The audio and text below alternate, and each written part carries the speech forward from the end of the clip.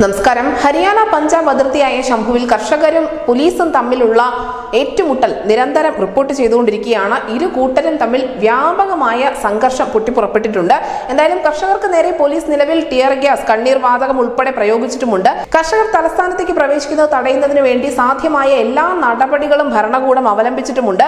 എന്തായാലും വലിയ പോലീസ് സന്നാഹമാണ് ശംഭുവിൽ ഇപ്പോൾ അണിനിരന്നിരിക്കുന്നത്. ഒരു കർഷകരെ പോലും രാജ്യ തലസ്ഥാനത്തേക്ക് കടത്തിവിടില്ല എന്നുള്ള വലിയ വാശി പോലീസിനുണ്ട് താനും. ഒരു കാരണവശാലും പ്രതിഷേധം ദില്ലിയിലേക്ക് കടത്തിവിടില്ല എന്നുള്ള ഒരു പിടിവാശി കേന്ദ്ര സർക്കാരിനുമുണ്ട്. ഖാലിസ്ഥാനി നേതാക്കളുടെ ഉൾപ്പെടെയുള്ള വിവാദ പരാമർശങ്ങൾ ഈ കർഷക സമരത്തിന് ശേഷം പുറത്തു വന്നിരുന്നു. അത് മാത്രമല്ല, ഇന്നലെ നിഹാങ്കുകളുടെ നേതാക്കൾ പോലും ഇതെങ്ങനെ അക്രമാസക്തമാക്കാം, അല്ലെങ്കിൽ എങ്ങനെ ഇവിടെ ചോരപ്പുഴ ഒഴുക്കാം എന്നത് സംബന്ധിച്ചുള്ള ചില അഭിമുഖങ്ങളും മറ്റും മാധ്യമങ്ങൾക്ക് നൽകിയിരുന്നു. ഇതൊക്കെ വലിയ വിവാദമാണ് ഉയർത്തിയിരിക്കുന്നത്. കർഷകരെ കൂടുതൽ ഇത് പ്രതിസന്ധിയിലാക്കുന്നുമുണ്ട്. എന്തായാലും 2020-21 കാലഘട്ടത്തിൽ രാജ്യം കണ്ടതുപോലെയുള്ള ഒരു കർഷക സമരം ആയിരിക്കില്ല ഇനി കാണാൻ പോകുന്നത്. കാരണം ചെങ്കോട്ടയിൽ ഉൾപ്പെടെ വലിയ സുരക്ഷ ഒരുക്കിയിട്ടുണ്ട്. ചെങ്കോട്ടയിലേക്കൊന്നും ഒരു പ്രതിഷേധക്കാരെയും കടത്തിവിടില്ല, അല്ലെങ്കിൽ സഞ്ചാരികൾക്ക് പോലും ഇപ്പോൾ വിലക്ക് ഏർപ്പെടുത്തിയിട്ടുണ്ട്. മാത്രമല്ല, പാർലമെന്റ് മന്ദിരത്തിനും പ്രധാനമന്ത്രി നരേന്ദ്രമോദിയുടെ വസതിക്കുമൊക്കെ വലിയ രീതിയിലുള്ള സുരക്ഷ ഒരുക്കിയിട്ടുമുണ്ട്. അങ്ങനെ അതീവ ജാഗ്രതയിൽ തന്നെയാണ് ദില്ലി ഇപ്പോൾ മുന്നോട്ട് പോയിക്കൊണ്ടിരിക്കുന്നത്. സുരക്ഷാ ഏജൻസികളും